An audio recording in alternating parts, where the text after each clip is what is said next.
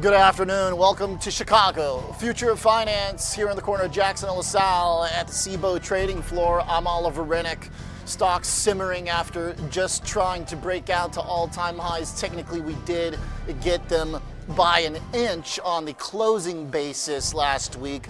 But as I pointed out, I am a candle chart type of guy. If you can trade it, it should count for your technical analysis. And we didn't get the intraday all-time high last week, which is one of the reasons why I was a little bit hesitant to turn the light green on my risk radar. It is still yellow for stocks and red for BTC, as coins were quite weak over the past couple sessions. They are firming Brent, up just wanted to today, confirm you can hear me, which is nice. But we also don't have a real breakout in coins either. So overall, the market is, I think, firming up a little bit today. Bitcoin up a tad. You've got Tesla making a move. Hard to be bearish on the market when Tesla's breaking out. Look at the chart for Tesla as a really important company still. I mean, you just can't ignore the stock by any means. We had the range trade below $470 for the last 3 months. Tesla now trying to make a move for a breakout to 52-week highs. You can see that over here at 490, just so close to really getting a real ripper for Tesla. It's a good-looking chart, and it's hard for me to get negative when you have Tesla looking as firm as it does right now, and Elon crossing 600 billion. We'll talk about that with Pete Najarian joining me from Market Rebellion. We've got a great show coming up. Brent Kochuba, SpotGamma as well, to analyze the flows. We've also got a fantastic ATP profile exchange traded guest in Matt Sigel from VanEck, the head of digital asset research, to talk about their Node ETF, NODE, which is a really fun one. It's got some Bitcoin, but it's got a lot of other stuff in there as well for the on-chain economy. And since its launch, even though it's pulled back substantially, it's already still on a bit of a ripper for the year. There's NODE. We'll talk about up 31%. That's since May, so not too shabby of a performance there by any means. Scott Bauer joins me from Prosper Trading Academy after we came back from Vegas last week, which was a lot of fun and a really great conference where we did talk about the technicals in the market that have been demanding a little bit more momentum than I think bulls that bulls would want to see. But obviously bears just also unable to really keep this market down for longer than a few hours or so. That's kind of been the conversation we've had with Brent quite a bit here. Mr. Kochuba, founder of SpotGamma, joins me. Brent, good afternoon. This is a market that seems largely calm. I described it as simmering under recent highs. VIX 16.5 still says like maybe this is more of a chop than any real downside developing. What do you see? Yeah, hey Oliver, thanks for having me on again. We've been whipsawed here. Last week we were talking about the cheap calls up in the 7,000 area, and it seemed like we're poised for a breakout. We pulled back to 6,800. 6,800 came under fire again today, but we've had so many rallies, 1% rallies up and down last week. And just on Friday, we're talking about those cheap upside calls again. And staring at those things, Noel came on after me and thankfully kind of echoed some of the sentiment I had, at least in terms of those options being fairly cheap. And you stare at those things and they're still sitting there, those cheap calls sitting up in that area. And I got a little beef today with some people about this idea of seasonality. And the point of the seasonality is I don't believe in Santa Claus and the Santa Claus rally necessarily, but what I do believe is that you have events that have come and passed, like NFP today. We have CPI on Thursday. CPI has about 3 vol points of event vol associated with it. And if that passes without issue, that vol contracts. And if that vol contracts, it helps lift the market up. We also have VIX expiration tomorrow morning. So you're talking about VIX being somewhat elevated, and VIX 16.5 is not terribly elevated, but 1 month real vol is at 12. So what that tells me is that there's a fair amount of volatility premium in this market at the moment. And then the second thing to note here is that we give way to next week, Christmas and Christmas Eve. So Wednesday is a half day, Thursday of next week is a day off. Oliver, I don't know about you. I mean, I got to work every day, unfortunately, but I'm guessing you're taking the day off, traveling to Vegas or wherever else you're going to be. The point more is the holidays independent are you here, are, right? the less clear it is whether or not you're working. That's what I found out. That's the irony, is when you're an entrepreneur, you're not actually on the clock, but you're always on the clock. Welcome to the dark side, Oliver. Yeah, but of course, it's also very rewarding. So with that said, what does that do, Brent, for the, again, to kind of think about it in terms of vol, because the main thing, as you mentioned earlier, the baseline has been cheap upside calls have been, kind of an appealing, I found that to be an appealing way to play this. Low vol, market simmering, why not take a shot above 7,000 for an out-of-the-money call if you're overall hopeful, the potential for that gamma wall to break and cause that kind of flood of buying. Obviously, that has not happened, but is that still an appealing play to make? Because I'm looking at Tesla breaking out, and I'm like, why wouldn't I bet on the overall market doing the same still? We were watching this level 6,800, and it broke today, and we slid just a bit down, right? The reason I bring that up is because the opportunity for the bears just to slam this thing has been there, and it just can't seem to come to fruition. Now, on the other side of the equation, I'm not bullish on any macro thing or any other reason except for the fact that these holidays make it hard to own vol, right? You have the events come, they roll off. You have the holiday period. That makes owning puts expensive. You're just going to carry these options over this holiday period where a lot of people aren't even paying attention to the market. And so the vol has a drag. The second one is you lose momentum. If you start to sell off, let's say hard into Christmas Eve, that's a half day, and then you have another day off. It's like, why are there circuit breakers in the market when it starts to crash so much, right? You want to break that momentum. So that makes it hard for a sustained sort of sell-off at this point. So that is just a headwind for bears. The second one is, why is that vol cheap into now? It's particularly in December 31st, because the JP Morgan collar trade that everyone talks about sitting up at 7,000, and it's suppressing volatility in that area, and it is making those cheap calls.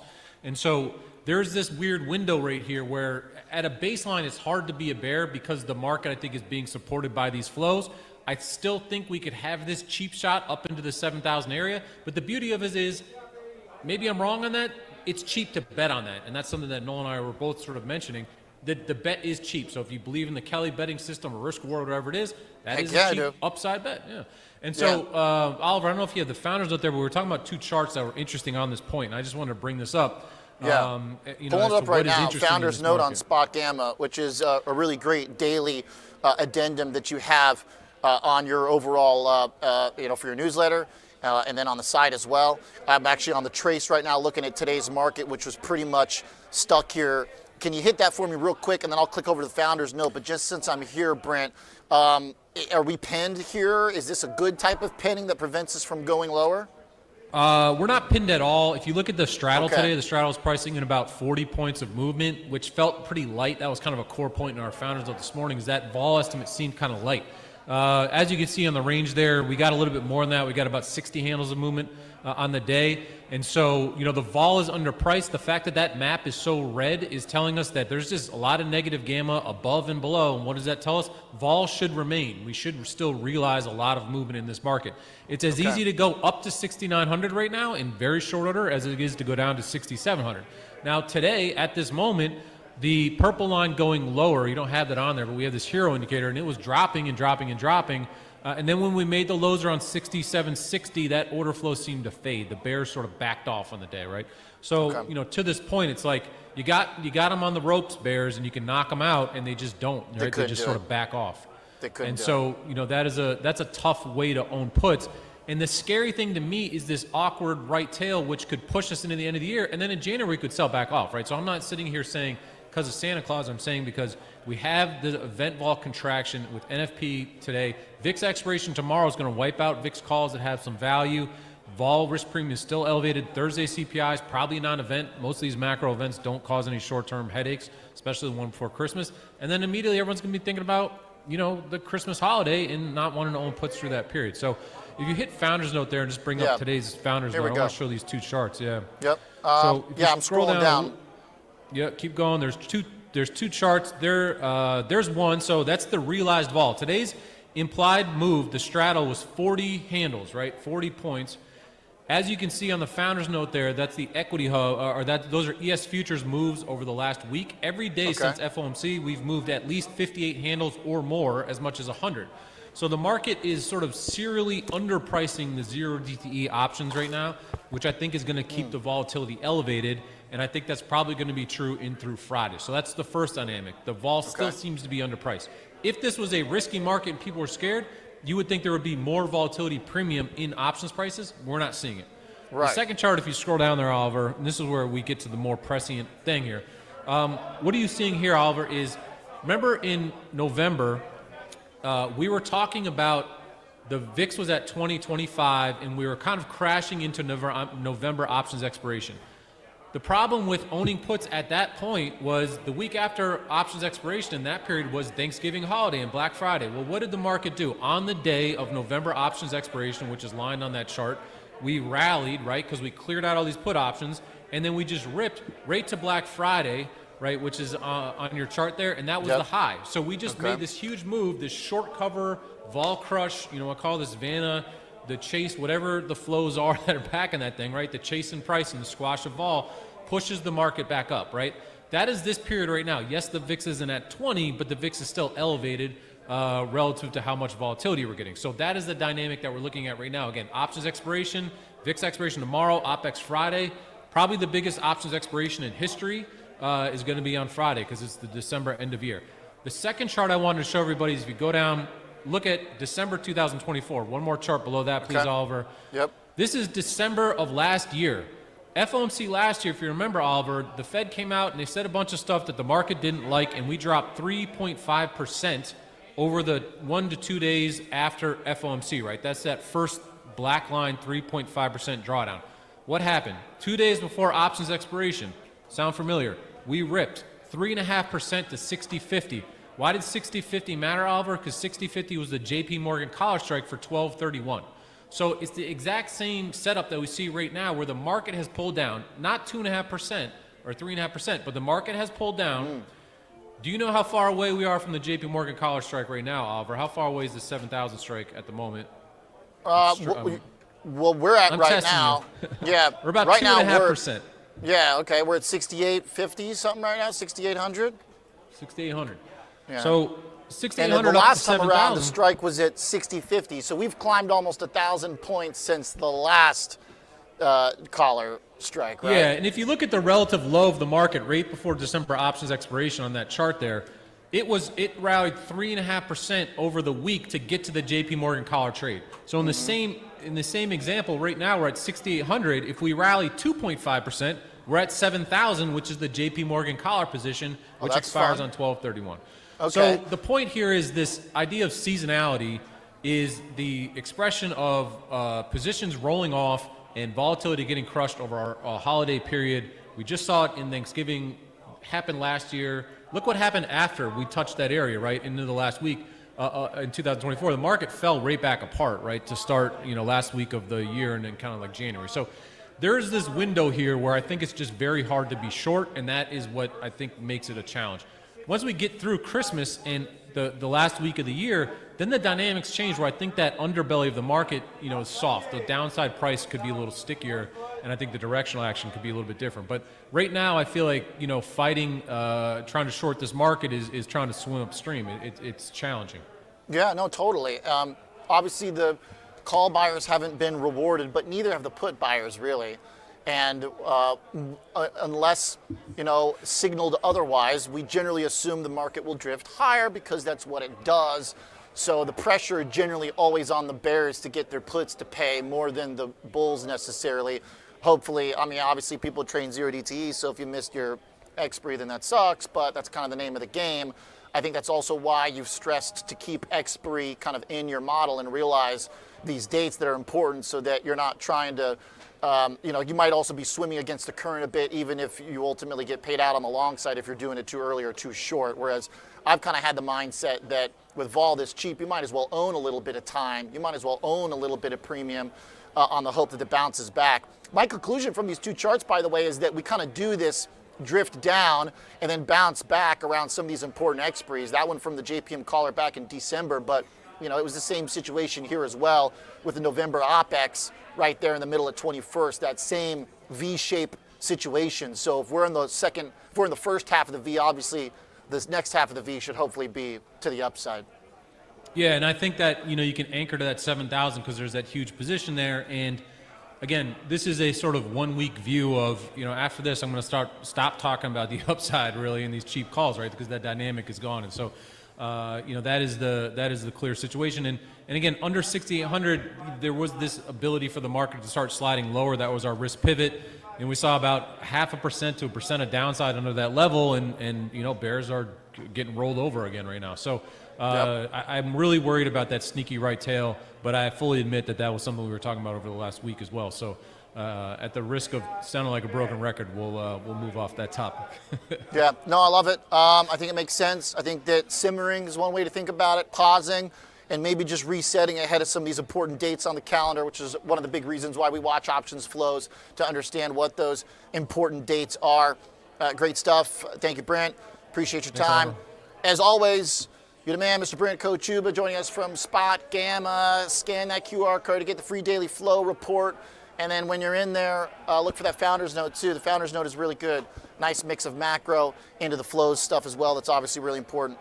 Market right now, as we talked about, sitting fairly unchanged at 6,800 for the S&P 500, down about 1/3% right now, as we do see the Bitcoin still holding on. Here's the chart for the S&P. Obviously pulling back the last few sessions, but a pretty good situation overall for a market as we are just kind of hovering, and VIX looks pretty calm. Let's keep it going here. Got a great lineup today before we get into crypto with the team at VanEck. Let's talk some volatility. Let's talk some economics. Got Mr. Pete Najarian joining me from Market Rebellion. Pete, how are you, sir? I'm doing great, Oliver. You're looking sharp today, as always, I see. Thank you, sir. I got some decent sleep, working on that routine, Takes practice. Yeah. I know that's part of your guys, you're in particular, your walks through the woods are very inspiring. You're, right? You got to have something to keep you regimented. I got some black bears out there, too, so I got to outrun them, man. Seriously, yeah, I bet. So wild down there. Pete, the market is distinctly, I think, kind of tamed right now. We're talking about vol 16.5. I know the last couple days there were a few doozy moves that folks got caught, by surprise by. Bitcoin got hit. A few of the key tech companies got hit, obviously, after Oracle, but overall, none of that seems to have been able to facilitate any real downside, and we do see crypto firming back up today alongside Tesla. Yeah, and I think part of that is the fact that, this earnings season has saved us time and time again, right? And it never really feels like it ends because there's always the next set of earnings that are coming out there. But, the big boys really helped things out, I think, when we started off with the financials. We've moved through that. And, yes, there were a couple where we took a hit, right? You look at the AI trade, and certainly you get a little bit nervous about what happened with Oracle. Now, Oracle had an unbelievable run, however, before that. So that's one thing. And then you look at something like a Broadcom. So were they disappointing? I'd say they were absolutely disappointing. But there are a lot of concerns out there about what's going on with AI. Is it a bubble? Is it ready to pop? All these different questions. And I think that we are still scratching on the beginning parts of what we're seeing, I think, when it comes to AI and data centers and all the energy factors that go along with that. So I think there are some opportunities that literally are made in front of us when we've got some of these pullbacks. To your point, a lot of winners that, pulled back. So the idea that we could have, those pullbacks, we could have downside, we could have reset, I do think needs to be part of our understanding for markets. Anytime you have a big run thematically in any of these groups, whether it's the semiconductors, which still put in a higher high, whether it's quantum stuff, which put in a higher high. A lot of these charts still look pretty darn good.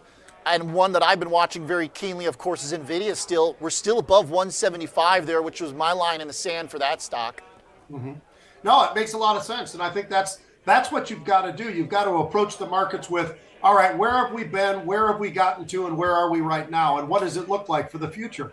And I think when you look at that there, I don't think that there's nearly the pressure that everybody else seems to feel that's out there. I think that, to your point, unless we really crack down and take a pretty big slap to the downside, I feel like there's a lot more green to be had into the future here. So are we going to have this rally and Santa Claus rally and all the things?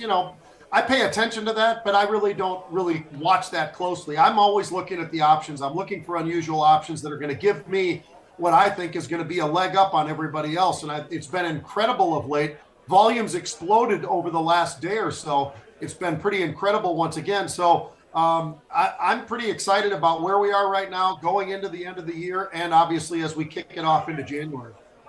By the way, within all of this, a stock that is generally one that signals, I think, risk appetite still pretty well is Tesla, partly because of the love-hate relationship many have with the Elon, which kind of adds some beta, some velocity to it. And of course, the fact that it's ingrained into some of the biggest, if not the biggest, tech themes. There was also, for a while, a little policy premium in there too. So it's like, you name it, Tesla's got it as an input. And now SpaceX going public puts Elon above the 600 billion mark, according to Forbes. I feel like this is a conversation that we got to have. There's the Forbes article right there, $600 billion. So that's probably not negative for Tesla, thanks to SpaceX. I think it's pretty impressive, and especially the fact that it wasn't too long ago, 4 months ago, they said, well, SpaceX, we're going to say this is probably a market cap of somewhere close to 400 billion. Well, that number now has moved to 800 billion. And you know what? By the time it actually happens, I wouldn't be surprised to see it even a little bit higher than that. And what will that do for, our good friend Elon? I think he's going to be pretty daggone impressive, quite frankly, because he's already at 600 billion. He's got a pretty good step on everybody else. And I think his valuation is going to be even higher in a big way when it comes that time. Now, he doesn't own the entire thing. He's got, I think, 42%, something close to that. But I'll tell you what, if these numbers that we're seeing are anything close, I think it says a lot about what Elon has been doing. And quite frankly, I think that he's bounced back a lot when we talk about Tesla. People were kind of bashing and they're bashing him and all that type of thing. Well, I would say that he's come back pretty nicely. I mean, just take a look at that thing since the times of Trump. And all I just pulled up the 3-year chart. I mean, this looks like up and away to me. It looks like if it gets through 500, you could get another vertical move in this thing. And a lot of people are out there betting on that in the options world. As a matter of fact, we had 2 major hits today in the option side of things. Stock was trading right around probably about where it is right now, call it 480 at the time, but they bought 11,000 of these February 600 calls, the 600 calls I said. And then they actually bought 29,000 of the December 510 calls. That was part of a roll-up. So there is still an appetite out there thinking that, you know what, Tesla's made a heck of a move, but Tesla's going to make an even bigger move over the next couple of weeks, maybe couple months. The expiry, you said December, Pete, was that the 26th? Yes. Yeah. Okay. Not this Friday. No. Okay. IV rank right now, I mean, it doesn't look particularly high implied vol for Tesla. It's not screaming for December. So I don't know, these... do we describe them as affordable, or is that just kind of they went out so far to 600? I mean, I got to push my strikes way out if we're going to get to 600 because this is such a highly traded stock. Right. And when I see these kind of trades, Oliver, I think for any of the folks out there that are not professional traders, they're not on the trading floor, they're not, somebody at, a monster fund of some sort. These are things that when you see them, they're fantastic. I think it gives you an idea of what the thought process is out there. But I think spreads make a lot of, sense under circumstances like this. Just because the call action that we're seeing doesn't mean that's the only thing you can do. You can always create something with spreads. And that's something, hopefully, you've got to have the knowledge to do that, of course. But you've got to understand exactly what that means, how that's going to, play out. And you're going to give some of it away, right? Potentially, if it does make some unbelievable move to the upside. On the other hand, you're putting up a little less risk when you're actually spreading it off. No, I like that point, especially I think it makes total sense for a stock like Tesla because it's expensive nominally to trade those contracts, but also it's a mover. So, you can still get a big move and get a good payout, even if you spent some to hedge it, even if you sacrifice some. So I do think it makes sense for Tesla. When we think about the other major themes here, Pete, I feel like it's worth discussing numbers from employment today, as well as what that's going to mean for some of the macro stuff, which I always like to talk some macro with you. Thinking about the jobs report, I mean, it could have gone worse. right? I think that's the case. You know, it could have been a disaster, but instead we added 64,000 for non-farm payrolls when they were looking for less, and a bond market's pretty calm about it. What do you think? Yeah, I think so. I think the biggest thing that people were focused on more than anything is that unemployment number, right? I mean, there were some concerns because of that. We've moved up just a little bit higher at 4.6. It's about a 4-year high. So it's something I think that we're all paying attention to it. But, you know, we've had the government shutdown. We've had all these different factors coming on. And it's interesting because even with all of that, well, the S&P, and I think your previous guest was talking about this, has been banging around it at new record highs. So I think people are digesting this very, very easily, very rapidly, and deciding, you know what, things still look pretty bright out there. And yeah, the unemployment at 4.6 is not optimal, but at some point, maybe into the future, maybe we see that starts to pull back again. Okay. Pete, the bond markets, I'm watching it real closely for the 10-year. It kind of, you know, looks like it wants to break higher, actually, but it's obviously going to take some effort to sell bonds. We keep bouncing around this 4.2. This line, man, I love when lines on my charts work. I don't know if you're the same way I am, Pete, but I love a line hold, you know? And it just, that 4.2 is holding like, I don't know what, you know? Look at this thing. Oh. It just... I think you're exactly right. I've been talking about this for a long time with John and a lot of the folks here at Market Rebellion. I've been just saying, you know, it's interesting because we keep bouncing up towards that 4.2 level, right? And then we seem to pull back. And then we get up there again. We seem to pull back. And I think your chart says exactly that. It's been interesting. Do we actually see it going back above that level and then starting to move more to the upside?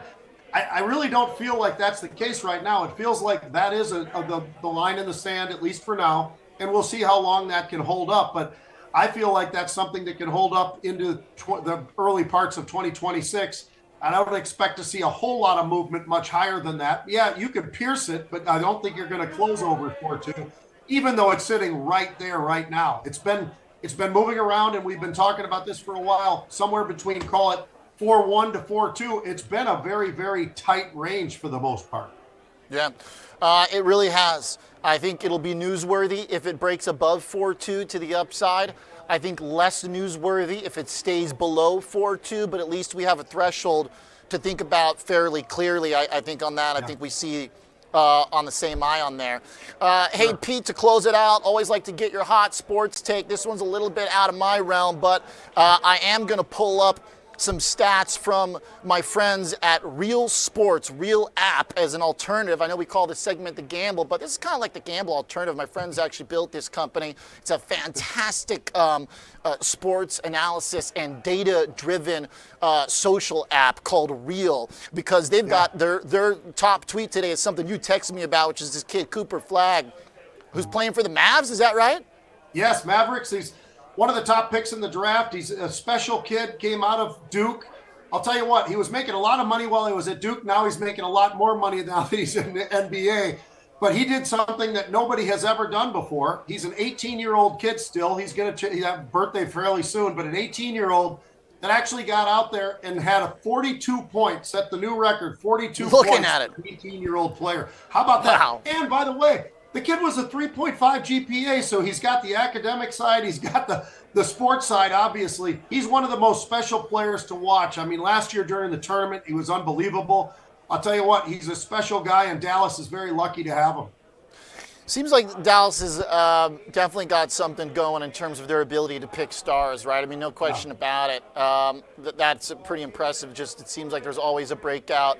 You know, whether it's the kind of marketing side of it, the sports expertise, the combination of them both. Just it seems like anytime there's something hot on the court, it's Dallas connected.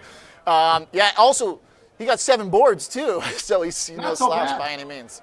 The guy does it all, man. I mean, honestly, he's like so many of the guys before him, where he's just a special player, and people are going to know more and more about him as he gets deeper into an NBA career, just because he can do it all. He's aggressive enough to go in there and get the rebounds. He's aggressive enough to be able to also be a great teammate and give people some assists along the way. But he's a special guy, and I'll tell you what, as a free throw shooter and as a field goal shooter, this guy is money. absolute money, and he's not so bad from three-point land either.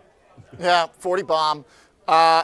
Here's some of the stats that they got for him as well. 48%, from the field, so pretty darn good. Yeah. And I like that they retweeted a hot take from someone saying that he was going to be a bust. Pete, always keeping me informed in many ways, from economics to sports. Appreciate it, Mr. Najarian. Thanks a lot. You're the best, Oliver. Thanks a lot. Have a great day, man. You got it. You too, Pete Najarian, co-founder at Market Rebellion. All right, we're going to take a 2-minute buffer break from Innovator. Then we come back and we're going to talk some coins. Head of digital research at VanEck, Matt Sigel, joins me to talk about the NODE Node on-chain economy ETF. That should be fun. Be right back.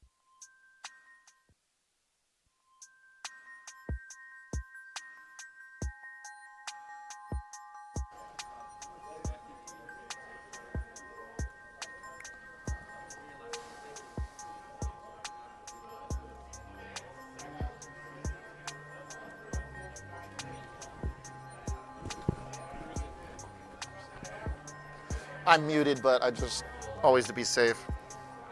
Boy, are we cruising today.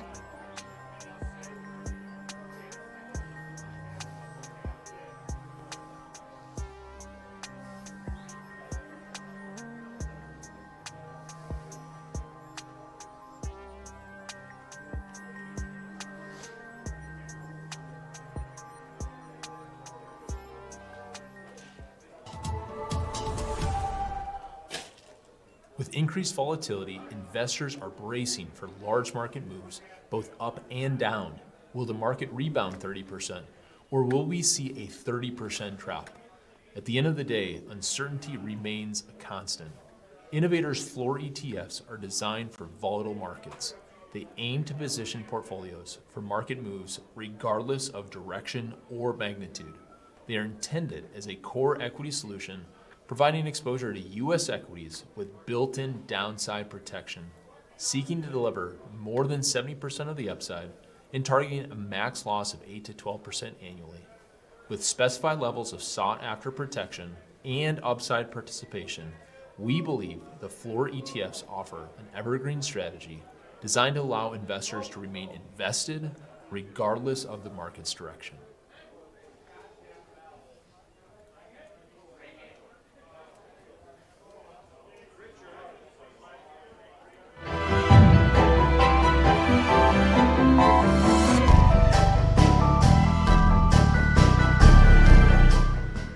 Welcome back to Chicago, Future of Finance.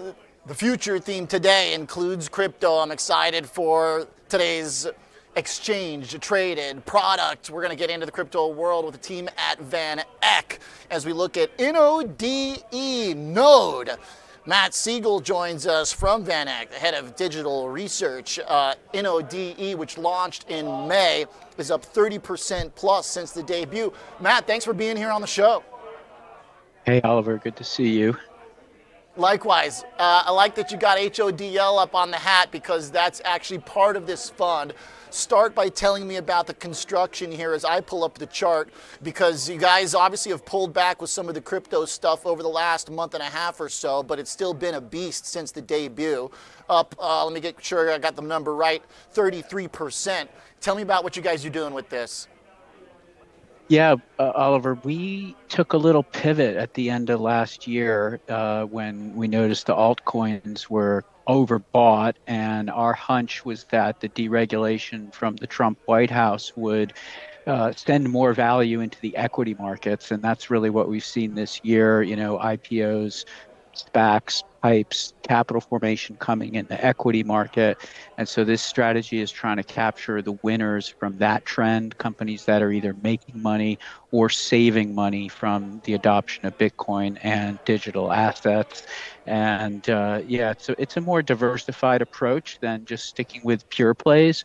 But when you look at the value chain for this industry, it actually shares so much in common with AI, you know, starting with the energy intensity and the upgrades to existing data centers, new construction, and that's been a big driver of returns on the upside. I think now what we're seeing is that Bitcoin correlation with the equity market is quite elevated, and from my perspective, it's inextricably linked with the AI trade, and that's what's driven part of this correction over the last couple months.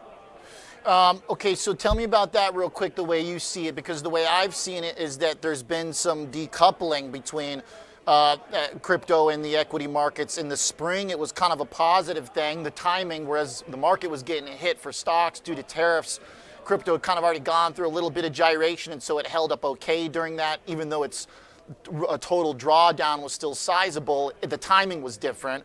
And then lately, obviously, with BTC down, what about from the high, about 30% or so, obviously stocks are pretty close. So how have you viewed that relationship? Is that a better type of relationship with stocks? Is it improving, or what does it mean for you as a researcher on crypto? Yeah, I mean, so if you just look at like the daily correlation of Bitcoin and the NASDAQ, rolling 30 days, we're at, 0.5, call it. So we peaked in 2022 at the beginning of Fed tightening at close to 0.8, and that is a reason why some of these ETFs were delayed, frankly, is because people didn't want Bitcoin if it was 0.8 correlated with the NASDAQ. Correct. When the ETFs launched, that correlation was down at close to 0, and it made it, a really attractive diversifier. So here sitting at 0.5, it's definitely elevated versus the last couple of years' history. And I think that has to do partially with the Bitcoin miners being the tip of this AI trade.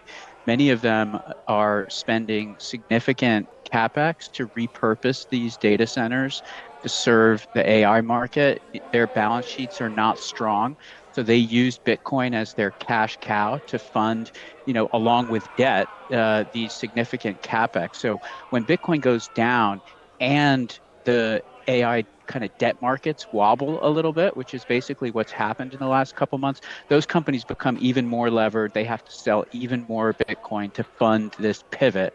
And that's how the trade has got somewhat reflexive. Now, I'd argue that with Bitcoin down more than 30%, it's been a significant correction. If you volatility adjust that correction, it's almost as big as we had in the 2022 downturn. And, we're starting to see some oversold levels, especially in some of these equities that are geared to this trade. But that's how I see, Bitcoin and AI is connected, and that's why these correlations, I think Bitcoin, NASDAQ, have risen over, the last few months.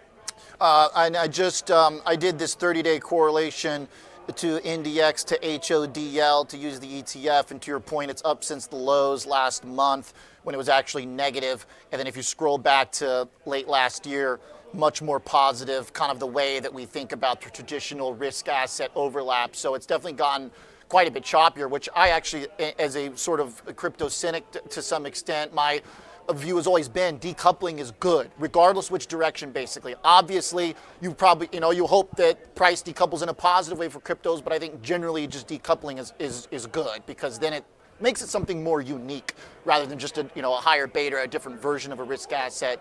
I wonder, Matt, how you feel about the quantum stuff and what role that has played. I have heard some, and I have no strong view on this, but I have heard some folks argue that this is a risk to the blockchain, to the security of the technology of cryptos. If you've got these extremely high-powered machines that can just break through the encryption, should we be worried about that at all? I think it's been a little bit of an overhang on the price. I do. It's not an unsolvable problem for Bitcoin. It involves a community consensus, which is like herding cats in the Bitcoin community. So, one thing that we did in Node to try to mitigate this risk is we added a position in the VanEck Quantum ETF. Basically with the thesis that if Bitcoin was going to go to zero, maybe Quantum would 100x and save the fund. I love that. Yeah, I mean, it's a kind of an alarmist way of thinking about it, but just to be protected, cryptography inherently is going to be interconnected with quantum. So Sure. something to keep an eye on. But I also want to remind folks the last time there was a big, community debate within Bitcoin, something called the block size wars 10 years ago, huge debate over whether to increase the throughput of the blockchain, extremely contentious debate. And that was a great wall of worry.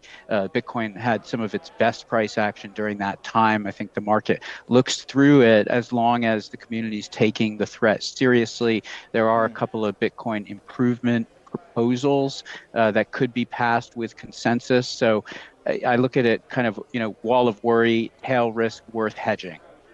I like that. It's almost analogous to another view that I have, that is the Bitcoin treasury trades, and those companies are presenting kind of a concentrated risk as well. So if you want to be long Bitcoin and short MicroStrategy, that's been my favorite trade all year, basically, to give you a free night of sleep where you can have faith in the coins, but maybe less faith in the kind of compiling and levered version of them within a company.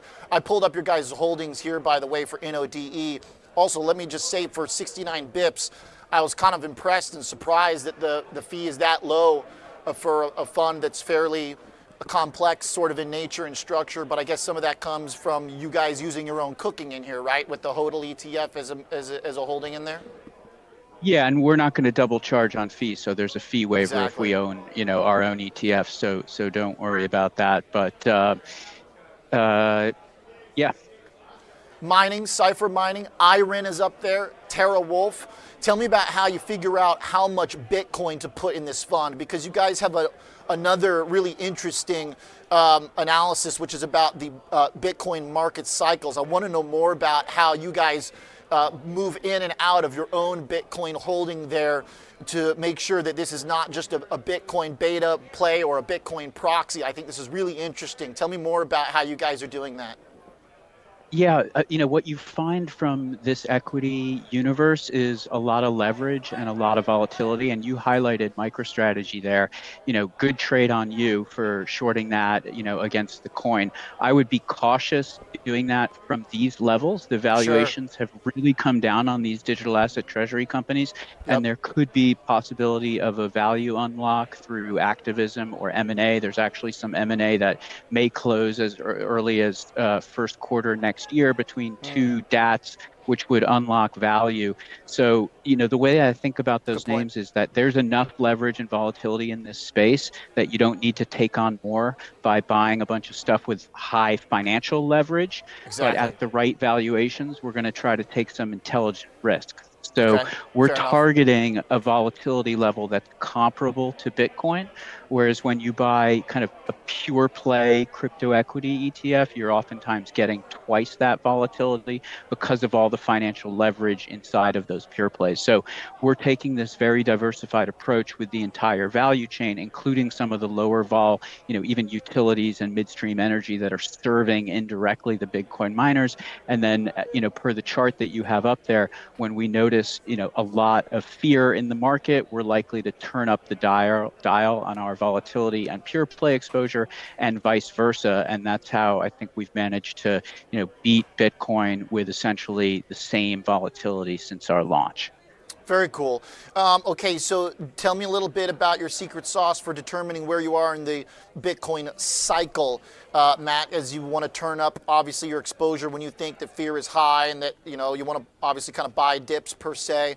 How does it look right now? Technically, I've been watching this bearish divergence that's held, which kind of makes me worried a little bit about the overall trajectory of BTC. But, price is king, and at the end of the day, we put in an all-time high just in October, right? So, the chart's not terrible by any means.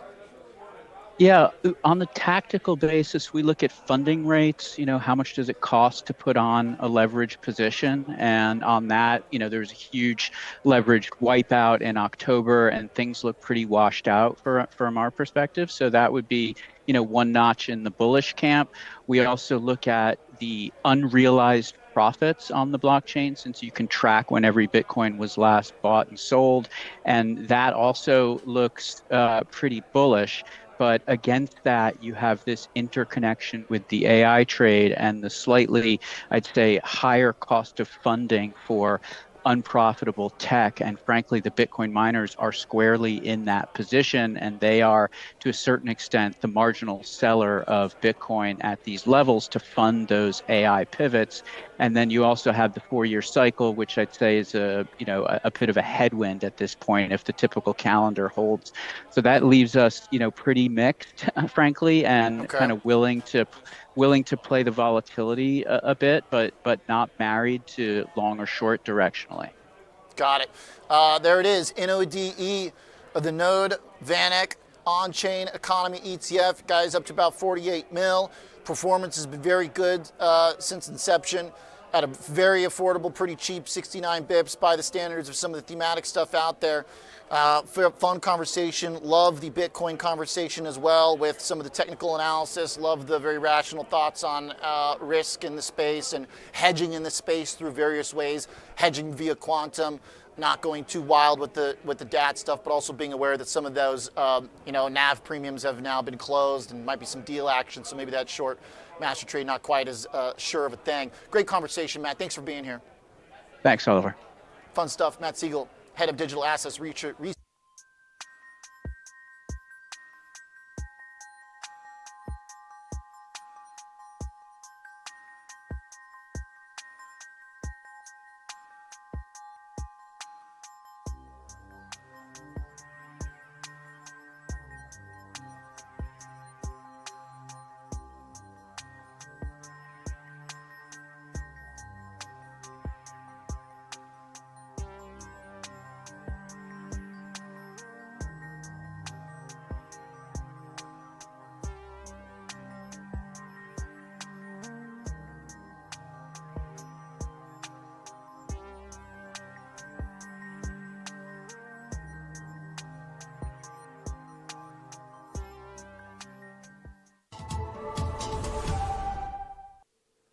With increased volatility, investors are bracing for large market moves, both up and down. Will the market rebound 30%, or will we see a 30% drop? At the end of the day, uncertainty remains a constant. Innovators' floor ETFs are designed for volatile markets. They aim to position portfolios for market moves regardless of direction or magnitude. They are intended as a core equity solution, providing exposure to U.S. equities with built-in downside protection, seeking to deliver more than 70% of the upside and targeting a max loss of 8 to 12% annually. With specified levels of sought-after protection and upside participation, we believe the floor ETFs offer an evergreen strategy designed to allow investors to remain invested regardless of the market's direction.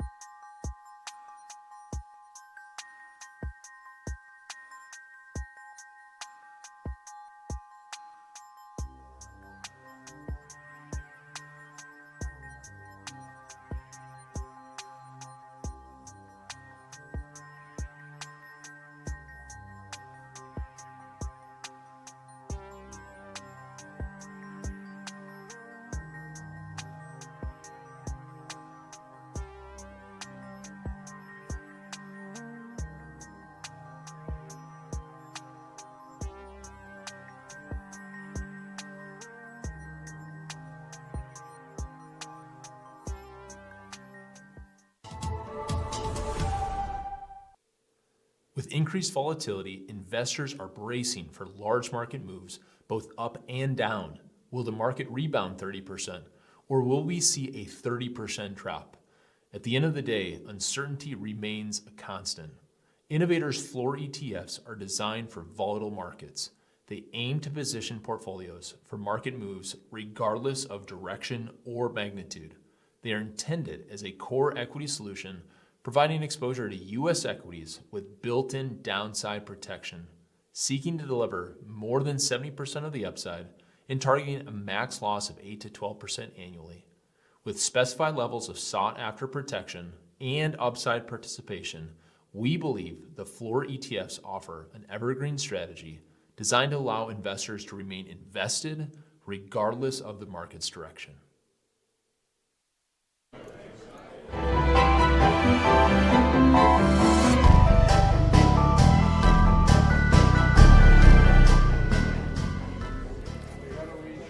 Welcome back to Chicago Future of Finance. I'm Oliver Renick. I'm here with Mr. Scott Bauer from Prosper Trading Academy. As one thing we haven't hit today, Scott, is oil, which is plunging timber. Just getting hammered, man. It is. Down to $55. Lowest close since 2021, I think.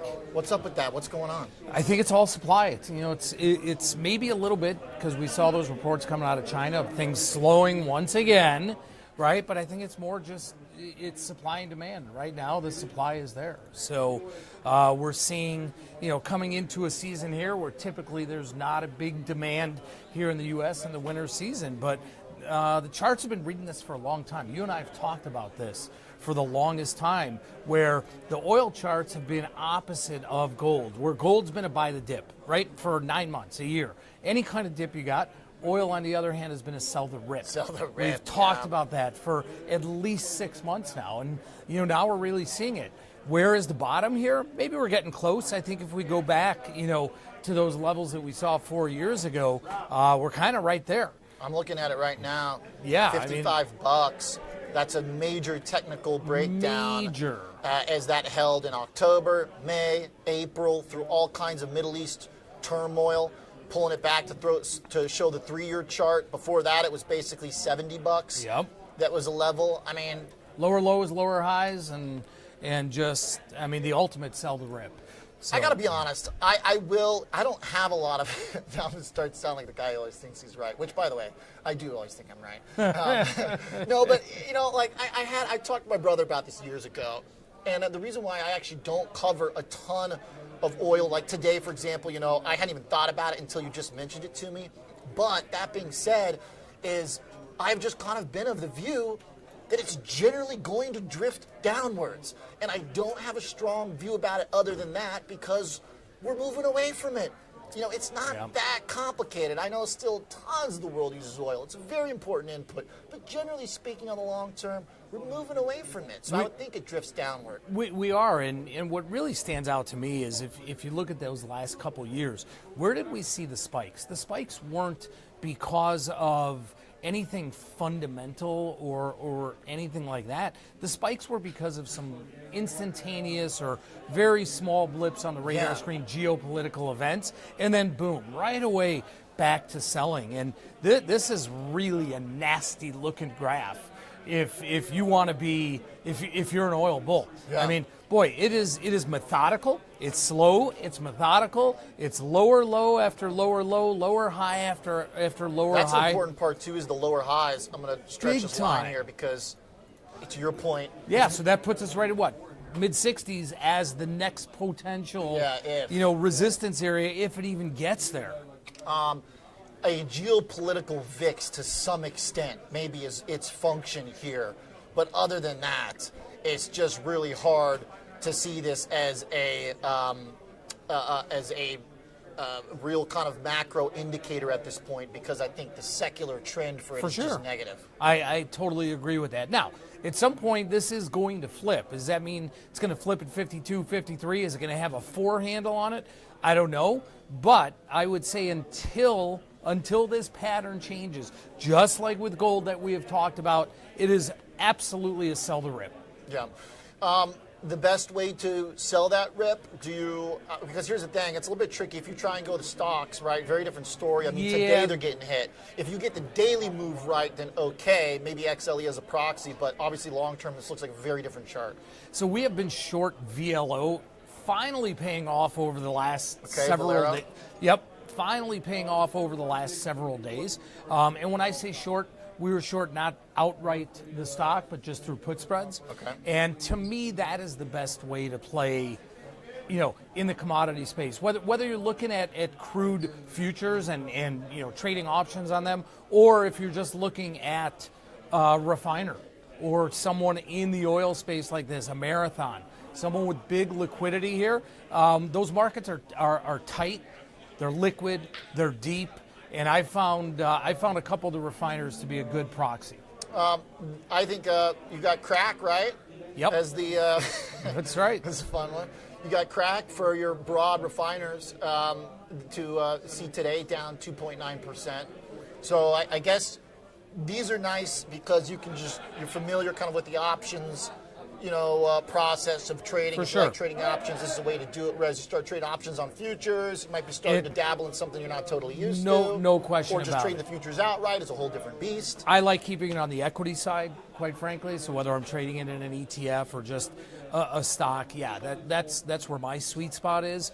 And some of the refiners, they don't have as drastic of that drawdown or of that sell-off as we've seen just in spot or in crude itself. But I think it's a real good proxy.